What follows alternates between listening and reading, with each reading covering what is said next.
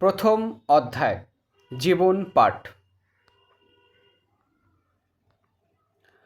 মানব সভ্যতা বিকাশে বর্তমান শতকের চ্যালেঞ্জ হচ্ছে খাদ্য উৎপাদন, চিকিৎসা স্বাস্থ্যের উন্নয়ন এবং বিরূপ পরিবেশে জীবনের অস্তিত্ব রক্ষা।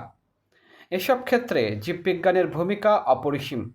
এই অধ্যায়ে জীববিজ্ঞানের সংজ্ঞা, শাখাসমূহের নাম এবং জীবের নামকরণের পদ্ধতি নিয়ে আলোচনা করা হয়েছে।